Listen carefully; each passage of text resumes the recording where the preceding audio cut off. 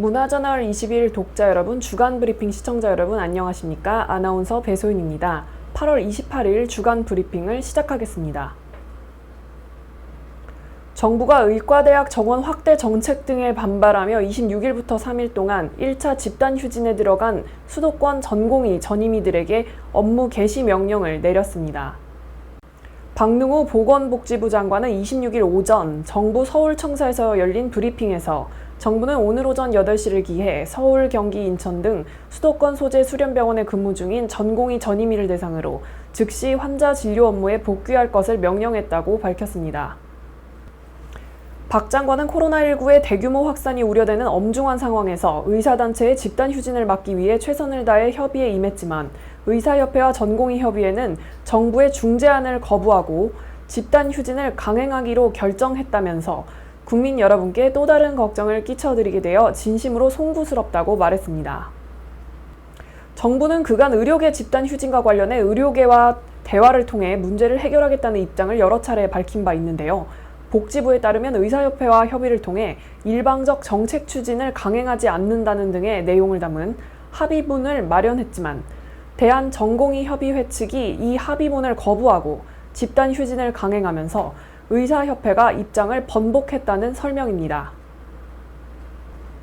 이에 정부는 코로나19가 수도권을 중심으로 급격히 확산하는 상황을 고려해 수도권 소재 수련병원 95곳에 소속된 인턴과 레지던트 등 전공의 전임의들을 대상으로 업무 개시 명령을 내렸습니다.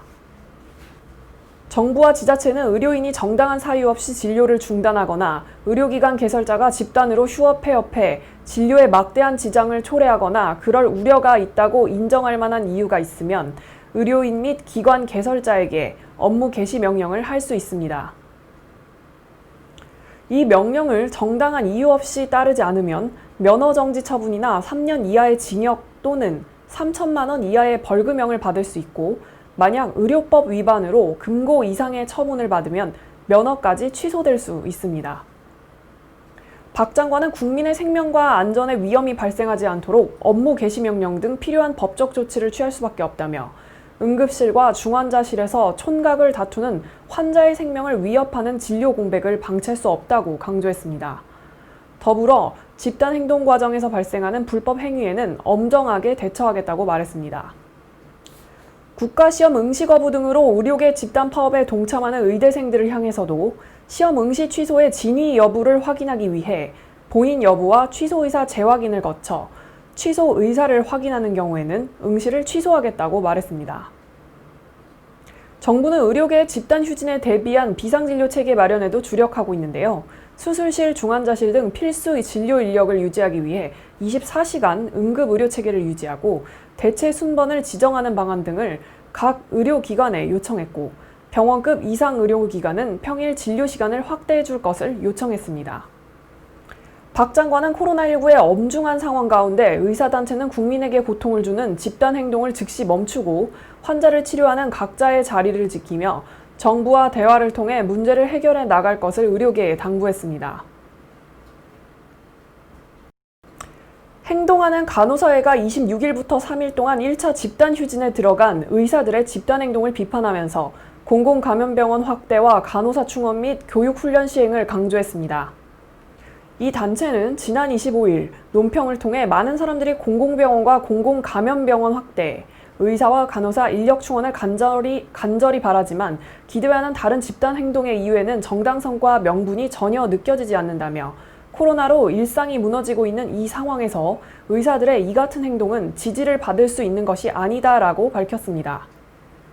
그러면서 제2차 코로나19 대유행 상황에서 의사들의 집단 행동은 의사들만의 이익을 위해 많은 사람들의 건강과 생명을 직접적으로 위협하는 행위라고 비판했습니다. 또한 지난 7일부터 이어진 의사들의 단체 행동으로 인해 많은 사람들이 불안해하고 있고 간호사들도 역시 갑작스러운 상황 속에서도 휴가도 반납해가며 불안한 마음으로 가중된 노동을 하면서 환자 곁을 지키고 있다며 의협집행부의 명분 없는 잘못된 투쟁은 국민들로 하여금 분노를 불러일으키고 있다고 주장했습니다. 이어 정부 또한 공공의료와 간호사 확충 요구에 대한 대안과 공공의료 확충에 대한 대안을 내놓아야 한다면서 의협은 의사 정원 확대 반대, 공공의대 반대와 같은 요구를 중단해야 한다고 강조했습니다. 보건복지부가 공공의대 학생 선발 과정에 시민사회단체가 참여한다는 입장을 밝히면서 여론이 거세게 들끓고 각계각층에서 비난이 쏟아지자 보건복지부는 부랴부랴 예시적으로 표현한 방안일 뿐 결정된 바는 없다며 선을 그었습니다. 안철수 국민의당 대표는 25일 자신의 페이스북에 공공의대 입학생을 시도지사가 추천하겠다고 한다. 시민단체 관계자 등이 참여하는 추천위원회를 통해 하기 때문에 아무런 문제가 없다고 한다며 대놓고 불공정 사회를 지향하겠다는 것이라 지적했는데요. 안 대표는 제2, 제3 조국 자녀들이 판치는 세상을 만들어 반칙과 특권이 지배하는 기득권 사회를 만들려는 것이냐며 현대판 음서제를 대놓고 제도화하겠다는 정부, 그야말로 부정비리의 제도적 합법화다. 자기 자식들만을 위한 신분 상승의 사다리를 만들겠다는 발상을 당장 때려치우길 바란다고 밝혔습니다. 앞서 보건복지부가 내놓은 발표에는 공공보건의료 핵심 인력 양성을 위한 4년제 국립 공공보건의대를 오는 2022년 3월 전북 남원에 개교한다며 폐교된 서남대 의대 정원 49명을 활용하고 시도별로 일정 비율의 인원을 선발하는 과정에서 시도지사에게 추천권을 부여한다는 내용이 포함된 바 있습니다.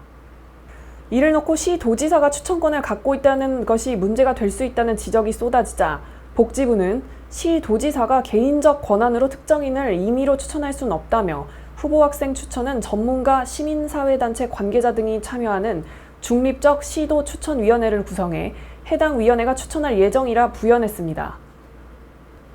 하지만 이런 복지부의 부연 설명은 더욱 큰 논란을 낳았는데요. 시민사회 단체 관계자들이 왜 의대생을 추천하느냐는 지적부터 시민단체 간부 자녀들이 대거 입학할 것이라는 비아냥까지 쏟아진 겁니다. 논란이 일자 복지부는 부랴부랴 정부는 시도지사 개인에게 추천권을 부여하는 방안을 검토할 계획이 없다. 시민사회단체 관계자 참여 부분은 예시적으로 표현한 방안일 뿐 결정된 바는 없고 향후 국회에서 논의될 사안이라 말을 바꿨습니다. 그러면서 최근 정부는 한시적으로 의대 정원을 확대하겠다고 발표한 바 있으나 공공의대는 폐교된 서남대 의대 정원 49명을 활용해 설립을 추진하는 것으로 의대 정원 확대와는 별개로 추진되는 사안이다. 따라서 공공의대 학생 선발 역시 의대 정원 확대와는 무관하다고 선을 그었습니다. 정부가 발표한 의대 정원 확대, 공공의대 학생 선발 등을 놓고 계속해서 논란이 이어지고 말이 조금씩 바뀌면서 의료계와 정부 사이에 불신의 골만 계속해서 깊어지는 모양새입니다. 이재명 경기도지사는 정치권의 2차 재난지원금 논의가 선별지원 쪽으로 언론을 통해 흘러나오자 불합리한 차별이라며 분명한 선긋기에 나섰습니다. 이 지사는 재난지원금의 성격을 오해하고 헌법상 평등 원칙을 위반해 국민 분열과 갈등을 초래하며 민주당이 견지해온 보편 복지 노선을 버리고 보수 야당의 선별 복지 노선에 동조하는 것이라고 비판했습니다. 이 지사는 국민 1인당 30만 원의 2차 재난지원금을 지원해달라는 내용의 건의안을 정부에 공식적으로 전달한 것으로 알려졌는데요. 건의안에는 소비 절벽과 고용 대란 등 경제 충격을 최소화하기 위해 소멸성 지역 화폐로 국민 1인당 30만 원의 2차 재난지원금을 지급해야 한다는 내용을 담았습니다.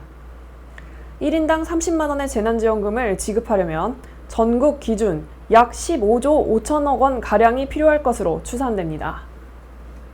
하지만 홍남기 경제부총리는 지난 24일 국회 예산결산특별위원회 종합정책질의에 출석해 2차 재난지원금에 따른 논의는 깊이 있게 다뤄지지 않았고 상황을 보고 판단할 사안이라고 불분명한 답변을 내놨습니다. 2차 재난지원금이 필요하다고 보냐는 취지의 질문에는 경제 추이를 감안해 추후 판단하자는 것이라면서도 2차 재난지원금은 국민에게 다 지급하는 게 아니라 50%, 70% 등 어려운 계층에 대해 맞춤형으로 주는 것이 맞다고 본다고 설명했습니다. 재원에 대해서는 앞으로는 100% 국채 발행에 의해 의존할 수밖에 없는 상황이라고 말했습니다. 민주당도 국민 전원에 지급하는 재난지원금 보편 지급에 부정적인 태도를 내놓고 있는데요.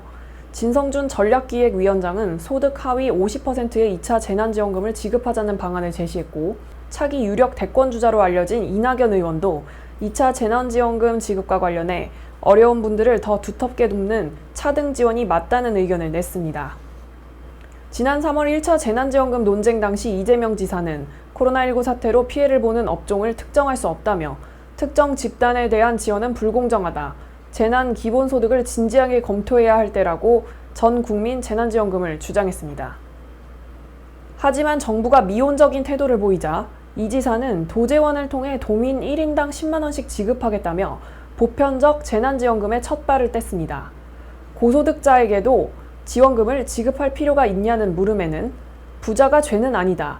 세금을 내는 사람이 따로 있고 혜택을 보는 사람이 따로 있게 되면 세금 내는 사람이 저항하는 것은 당연한 것이라며 분명하고 확실한 태도를 고수한 바 있습니다. 우리나라 자동차 등록 대수가 2,400만 대를 돌파했습니다. 국토교통부는 2018년 자동차 등록 대수가 2,300만 대를 기록한 이후 지난 6월 말 기준 2,400만 대를 돌파했다고 밝혔습니다. 이는 인구 2.16명당 자동차 한 대를 보유하고 있는 것으로 미국 1.2명, 일본 1.7명, 독일 1.6명에 비해 약간 낮은 수준인 것으로 나타났습니다. 다만 증가세는 높게 나타나고 있는데요. 지난해 상반기 전체 등록 대수가 24만 대 증가했고 올해 상반기는 35만 대가 증가해 증가율이 1.43배에 달했습니다.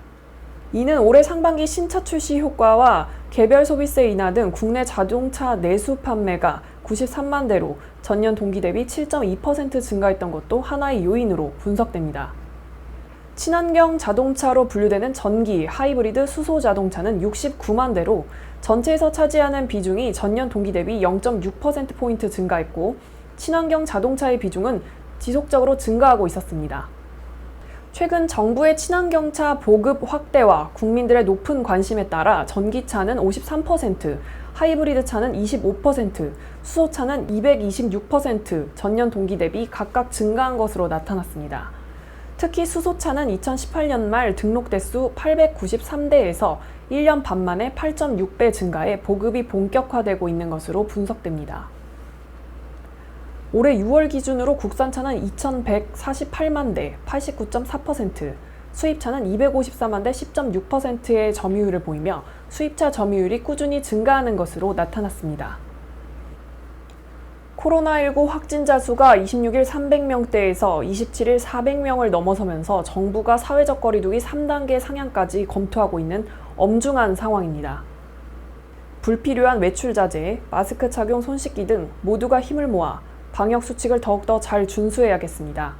시청자 여러분, 한 주간 모두 건강히 보내시기 바랍니다. 감사합니다.